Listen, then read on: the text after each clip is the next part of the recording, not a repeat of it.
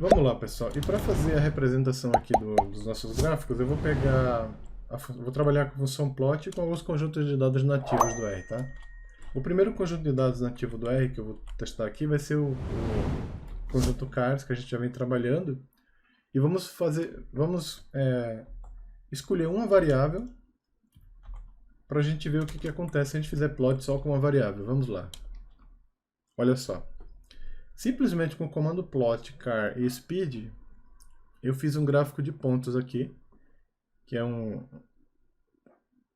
gráfico bem simples, mas ele traz para a gente a noção da distribuição dos dados de acordo com o index deles. Então, esse conjunto de dados tem 50 observações, e a distribuição está justamente seguindo aproximadamente uma linha aqui ao longo do index. Se eu colocar mais uma dimensão, vamos fazer o nosso scatter plot, cars em função de dist. Veja só.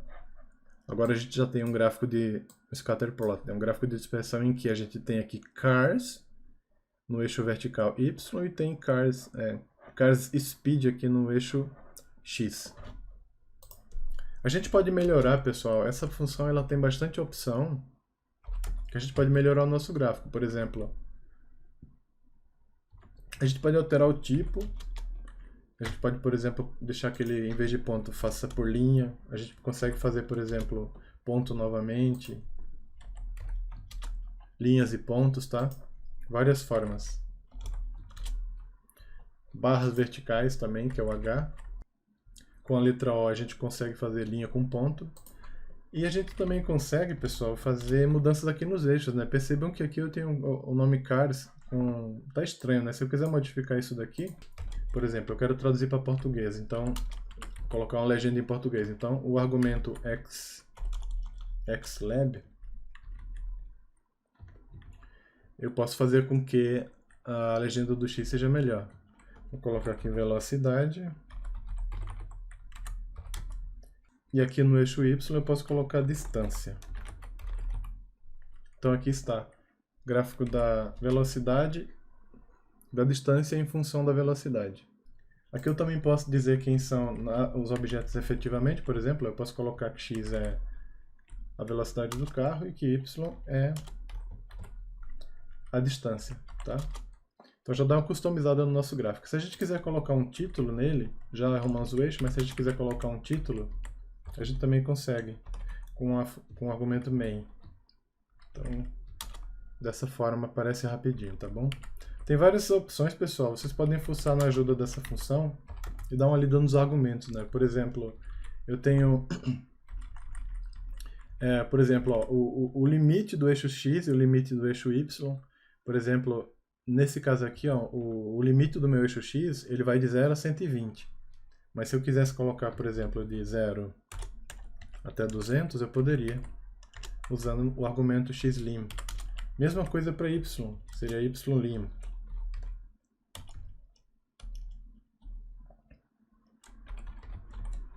No nosso gráfico aqui a gente nota que o ylim, eu errei aqui, pessoal. O xlim na verdade vai de 0 até 25, eu poderia colocar de 0 até 30. E o limite de y seria de 0 até 200, por exemplo. Então veja que ele desloca um pouco aqui, ó. Por exemplo, aqui no eixo y eu estou com os números deitados, né, na vertical. Eu posso colocá-los para ficar na horizontal também. E uma forma de fazer isso é usando um argumento oculto, que é o LAS. A gente consegue trabalhar com ele para verificar. Eu nunca me lembro de cabeça efetivamente como que é, mas eu acho que o LAS é igual a 1. Ó, então usando LAS igual a 1, eu consigo ordenar aqui a legenda para o eixo Y, tá? E pessoal, a maioria desses argumentos tem em todas as funções. Existe outra forma, pessoal, de trabalhar com construção de gráficos em R, que é usando um truque do R, que são as fórmulas. Fórmulas são uma representação que ajuda a gente bastante quando a gente quer representar uma equação em R, tá? Em um momento mais oportuno eu vou comentar um pouco melhor sobre isso, tá bom? Por exemplo, se eu quiser fazer o mesmo gráfico acima, porém usando a notação de fórmula, eu quero, por exemplo, explicar a distância em função da velocidade, né? Então eu posso usar a função, o argumento aqui, dist, e para construir a função, eu uso o operador till. Dist em função de speed. Só que quando você trabalha com a notação fórmula, o R precisa do objeto dados, né? O objeto data. Então você tem que passar o objeto data, o seu conjunto de dados, aqui no argumento data, tá? Então você tem o mesmo gráfico aqui. Beleza? Agora, histograma a gente viu que só para uma variável, né? A gente consegue fazer para uma variável. Então a função hist, ela permite que a gente consiga fazer o nosso histograma diretamente com R, tá? É um histograma bem simples, ele já vem em cinzinha. E aí, ó, a gente consegue controlar a quantidade de quebras. Se você quiser mais barrinhas no seu histograma, você pode controlar aqui com breaks. Aí o gráfico de histograma, por padrão, ele constrói com base nas frequências, criando a quantidade de categorias. E esse gráfico é ideal para a gente ver justamente a distribuição dos dados, onde que eles se concentram mais, tá? E aí, se você tiver um conjunto de dados massivo, né, que são, enfim, com muitas observações, bota um pouco mais de quantidade de barras para ficar um pouco melhor a visualização. Ele tenta, tá, pessoal, aplicar. Se ele não conseguir, ele vai colocar o mínimo recomendado. 6. Então, aí, por padrão, ele trabalha com a frequência, mas a gente também consegue trabalhar com probabilidade. Fazer probabilidade igual a true equivale a fazer frac igual a false. Porque frac pega a frequência absoluta. Então, se eu colocar a frequência absoluta false, então ele vai pegar a frequência relativa. Equivale a probabilidade igual a 1. Um outro argumento que eu não comentei é o argumento call. Nesse caso, a gente consegue colocar cores no nosso histograma e vale para todas as outras, né? Aqui no anterior eu também conseguiria fazer com plot. E cores, pessoal, o R aceita tanto nome da cor, por exemplo, red, como também números que representam as cores. Cor 1 vai ser preto, cor 2 esse daqui, cor 3, 4, enfim. E também aceita hexadecimal. Se você souber o código da cor em hexadecimal,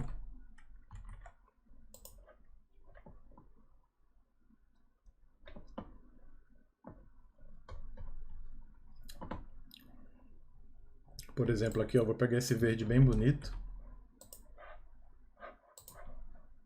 O R também aceita se você colocar a cor em hexadecimal no campo color, tá? Ele identifica qualquer cor. Então tem 3 formas de resolver: por nome da cor, por número e também por código hexadecimal, tá? Geralmente quando a gente faz projetos, a gente já tem uma paleta mais ou menos legal para poder deixar o nosso projeto padronizado, né? Ok, agora para o gráfico de setores, galera, eu vou trabalhar com... ele é mais recomendado para representar frequências e proporções, né? Então, para a gente fazer um gráfico dele, eu vou criar uma tabelinha usando o conjunto de dados IRIS, também é um conjunto de dados padrão do R, muito conhecido aí para quem está estudando Data Science. E aí eu vou fazer uma frequência usando a função table desse conjuntinho de dados. Então veja lá, ó, view tab. Ó, eu tenho uma frequência que não é muito boa, porque são 50, né, de cada categoria, mas para a gente ilustrar então, a Setosa tem 50, Versicolor 50 e Virgínica 50. Se eu passar essa tabela aqui no meu Py, ele vai gerar esse gráfico simples para a gente, olha só. Então temos aqui uma proporção de 3 partes de setor, né? Por padrão ele é bem simples, mas a gente consegue melhorar o gráfico, por exemplo, colocando labels.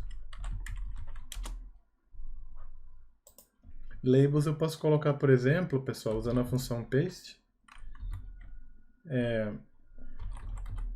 Eu já tenho aqui um label que é os nomes, né, de cada grupo, né, de cada categoria da minha variável. Mas se eu quisesse, por exemplo, colocar proporções ou escrever alguma coisa, eu poderia, por exemplo, trabalhar com...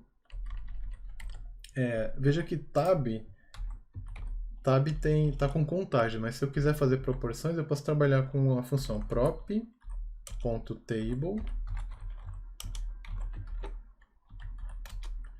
e pegar a frequência relativa, tá? Então eu poderia criar um label aqui, chamar de lab, pegando as proporções. Só que ele está muito grande isso daqui, né? Então eu posso usar a função de arredondar, por exemplo, round, botar 4 casas decimais e depois eu vou multiplicar por 100 para ficar em decimal mesmo, tá? Então lab vai ficar assim, ó, agora, setosa é 33 e tal. Só que eu também posso fazer, por exemplo, uma ilustração ainda melhor aqui, ó. Por exemplo, colocar o valor e em seguida colocar o percent, tá? Eu posso ter uma legenda um pouco mais bonita ainda, lab.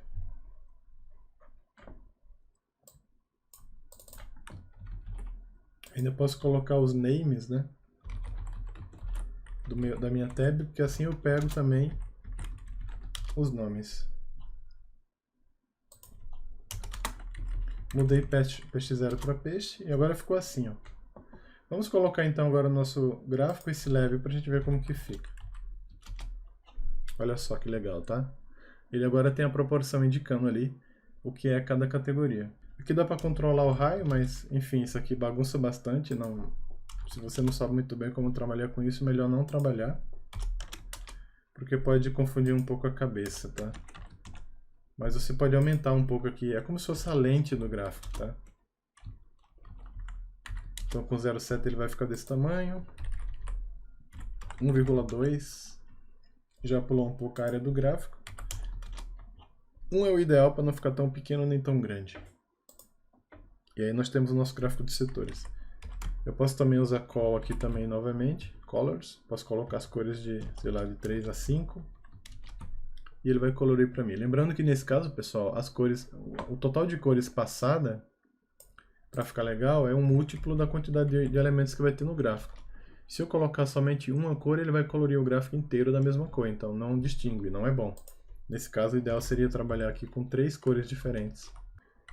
Muito bem, agora o gráfico de densidade, pessoal, a função density, na verdade, é uma função que ela constrói densidades a partir de dados, e também a partir de distribuição de probabilidades em R, tá?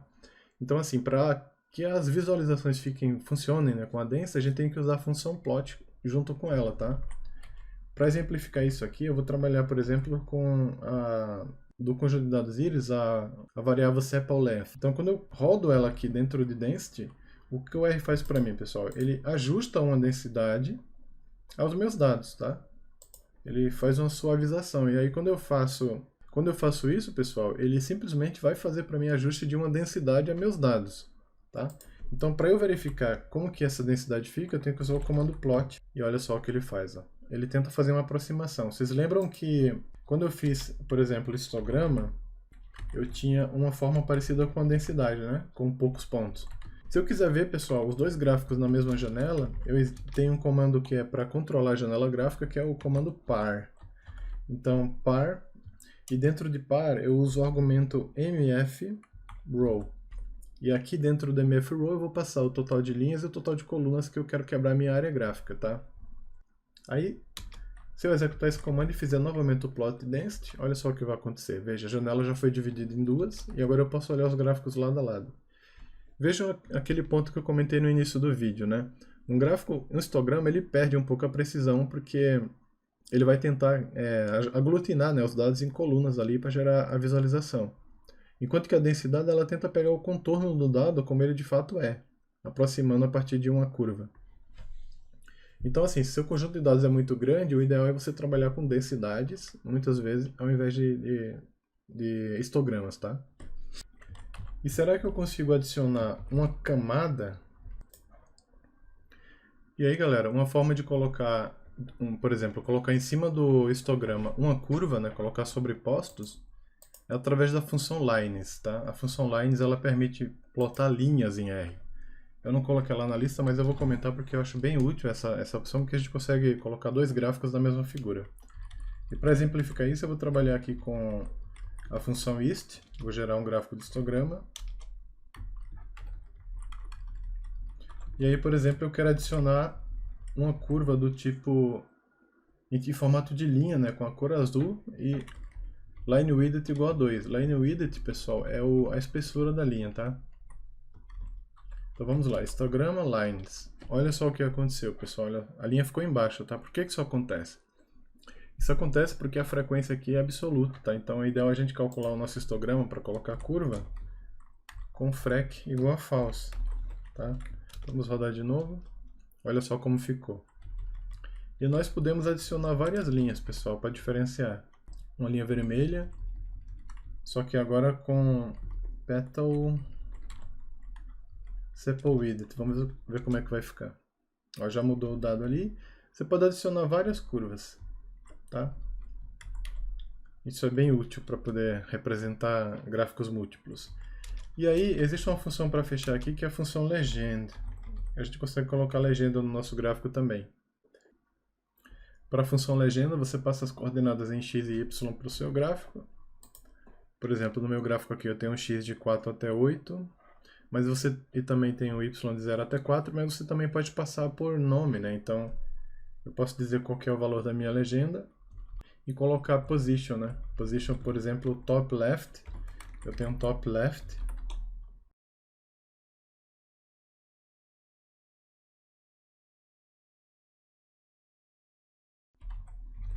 Tem um top left, que seria esquerda acima, tem o esquerda abaixo, cima, baixo, direita esquerda, direita acima, direita e direita abaixo, né? São os padrões. E aí como eu tenho 3, mas eu vou colocar 2, então seria gray, histograma gray, e a linha blue. Então veja que ele ficou aqui no lado superior esquerdo. Eu posso colocar top right para ficar melhor. E aí para colocar a cor aqui na minha legenda, deixa eu fazer novamente. List, lines. Vou colocar linha 1, linha 2 e aqui o red, na posição top right, tá? Então dessa forma eu consigo dizer para mim, dizer para o R quais que são as legendas e onde elas devem ficar, veja lá, ó. Tá? Então você pode verificar aqui que o R ele aceita todas essas posições que eu comentei, inclusive baixo, né? E aí você coloca na posição que você achar mais conveniente a sua legenda, tá? As funções de gráficos básicas do R, pessoal, tem uma infinidade de possibilidades, tá bom? Eu recomendo, quem tiver interesse em aprofundar um pouco mais nelas, enfim, para questões acadêmicas, estudos e tal, às vezes simulações, né? Pode ser importante, pode ser interessante trabalhar com essas funções, porque elas são rápidas, elas não exigem muito recurso computacional, como o ggplot, talvez. E aí, se você estiver trabalhando com alguma coisa que seja melhor usar funções gráficas do Base, eu recomendo você dar uma fuçada, né? Tem bastante material aí na internet. Bom, pessoal, então é isso no vídeo de hoje.